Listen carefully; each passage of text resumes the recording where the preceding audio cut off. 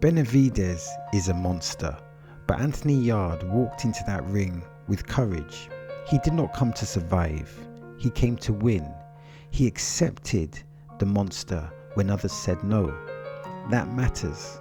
But boxing is not just about heart, it's about timing, it's about rhythm, it's about psychology. On this night, Benavidez had the sharper mind, the calmer eyes, the more ruthless belief. Yarde showed honour in defeat, but Benavidez showed a different level of conviction. To understand this fight, you must understand what was happening in their minds. Here is a caveat to this fight. Anthony Yarde should be proud. Yes, he lost, and it was a brutal loss, but like a warrior, he stepped up to the plate. He accepted the challenge, and he fought the monster, and for that he deserves respect. But here's the harsh truth, and that harsh truth is that Benavidez was on a different level. He was ferocious, and his speed and timing was on point. This man is on a roll, and that will make him a very difficult man to beat. After watching the fight, I saw a video on David Benavidez's mindset. After watching him talk, it made me come to a realization. Benavidez places no limitation on what he can achieve. He is truly reaching for the mountaintop. He conditions himself to not feel pain.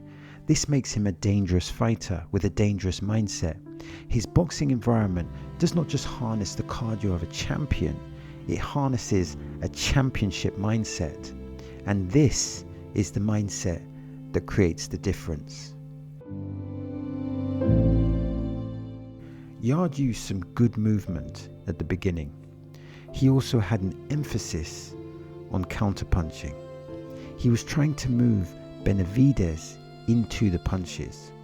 This is clearly an intelligent strategy.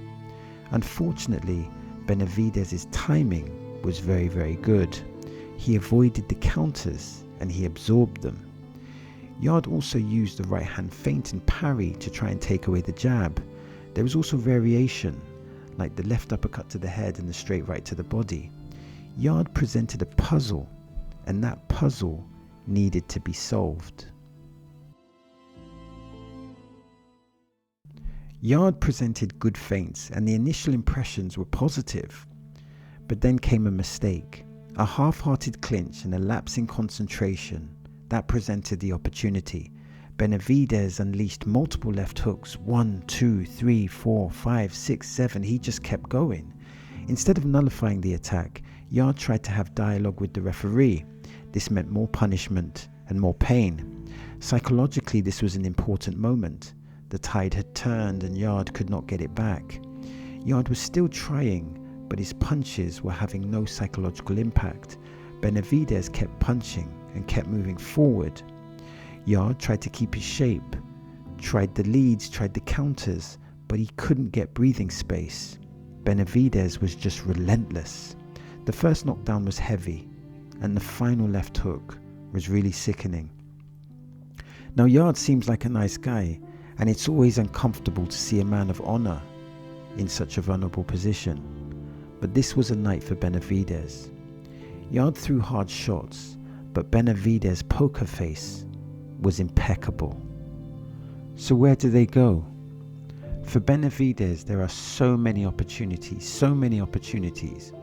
I think the world wants to see the Bivol fight. That would be truly sensational. And for Yarde, there clearly needs to be a period of reflection. There needs to be time to make the right decision. In the end, this fight was about reality. It was about levels, and it was about mindset.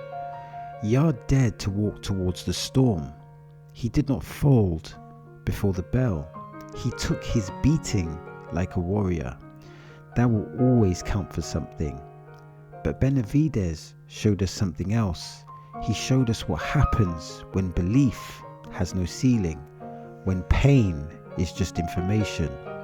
On this night, the monster was real. It was very real.